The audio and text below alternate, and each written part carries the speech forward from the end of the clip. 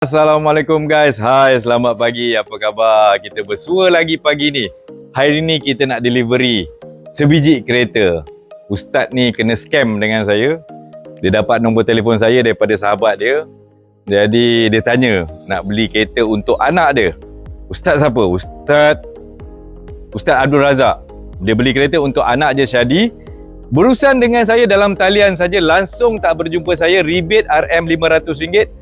Lepas tu saya beritahu komisen, dia kata ambillah komisen tu. Tak, saya kata komisen saya milik anda. Yang penting kita dah siapkan Pro 2 Beza 1.0.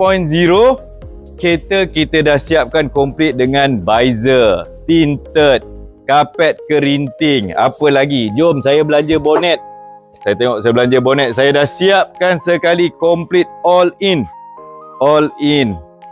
So, Ustaz tadi dah sampai awal. Saya kata, Ustaz pergi sarapan dulu Ustaz. Boleh, dia kata. Saya belum sempat nak buat video. So, yang paling penting, kita buktikan penyerahan keretanya kepada Ustaz Razak. 017-622-3458 Azmi. Kita layan. Jangan kata abang tak payung. Dengar sini baik-baik.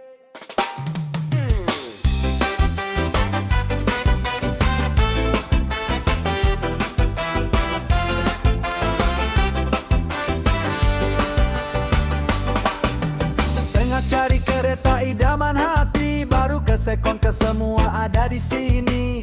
Proton Pro 2 semua boleh jadi. Honda Toyota confirm puas hati. Kenapa bayar lebih kalau boleh jimat? Servis laju semua jadi cepat. Trade it in tinggi, jangan risau lagi. Abang Azmi ada confirm jadi. Jom beli kereta, klik saja pautan. Facebook ada, YouTube jadi tontonan. Lupakan mahal, pilih yang berbaloi. Komisen saya milik anda, oi. Jom beli kereta, klik saja pautan. Facebook ada, YouTube jadi tontonan. Assalamualaikum guys. Hai, selamat pagi. Alhamdulillah pagi-pagi ni kita nak serahkan kereta kepada, ini saya baru kenal, Ustaz Razak. Apa khabar? Khabar baik. Khabar baik, Alhamdulillah. Luar biasa baik. Luar biasa baik sebab semangat nak dapat kereta baru. Ya. Pertama Ustaz, saya nak tanya Ustaz memang tak pernah jumpa Azmi?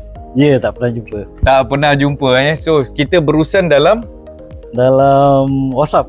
Dalam WhatsApp. Malam tadi pun customer berurusan dalam WhatsApp. Hari ni pun Ustaz dalam WhatsApp juga berurusan. Mula-mula Ustaz, saya kata Ustaz macam ni.